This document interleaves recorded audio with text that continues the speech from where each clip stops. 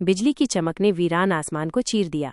गरज इतनी तेज थी कि दूर खड़े पेड़ भी कांप उठे। उसी वीराने में एक पुराने और उजड़े हुए अनाथालय की छत पर एक लड़का चुपचाप बैठा था। उसकी आंखें दूर कहीं शून्य में खोई हुई थीं और हवा में बहती ठंडक उसके बालों को सहला रही थी। मेरा नाम वीर है और मैं नहीं जानता कि मैं कौन हूँ। उसके होठों से निकली ये फुसफुसाहट खुद उसके लिए भी एक रहस्य थी। हर रात उसे एक ही सपना आता था, एक विशाल सांप लहराता हुआ, उसकी आंखें आग की तरह चमकती हुई और सिर्फ एक शब्द, अस्तित्व।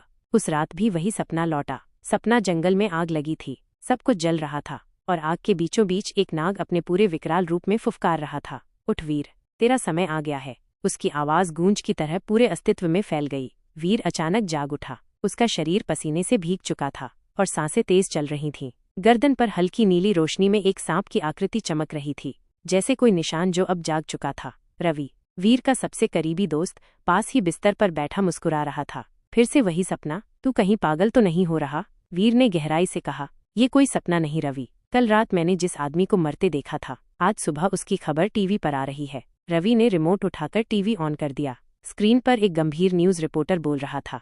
काशी में एक और रहस्यमयी मौत, पूरे शरीर पर सांप के दांतों के निशान। पुलिस अभी तक कुछ समझ नहीं पा रही है। वीर बिना पल के झपकाए स्क्रीन को घूर रहा था। वह डरा नहीं था, उसकी आंखों में सिर्फ एक चीज थी, सवाल। दूर काशी की सीमा पर एक प्राचीन मंदिर खंडहर में बदल चुका था। वहां एक काली पोशाक में लिपटा रहस्यमयी साधु बैठा था। उसके चारों ओर सैकड़ों जहरीले सांप रेंग रहे थे। वह धीरे धीरे मंत्रोच्चार कर रहा था। अस्तित्व जाग चुका है, रक्षक तैयार हो जाएं। उसकी आंखें बंद थीं, पर चेहरा मुस्कुरा रहा था, जैसे उसे सब पता हो। वीर अपने कमरे में लौट आया। जैसे ही उसने दरवाजा बंद किया, कमरे की लाइट झपकने लगी। दीवारें धीरे धीरे पिघलती हुई प्रतीत हुईं, मानो कोई दूसरी दुनिया सामने आने वाली हो। तभी एक औरत की सरसराती आवाज गूंजने लगी।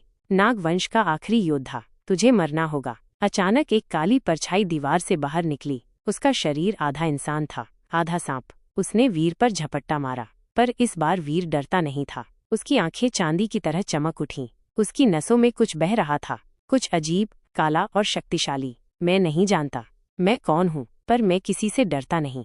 उसकी आवाज में बिजली की गरज थी और उसकी हथेली से नीले जहर की एक लहर फूट पड़ी।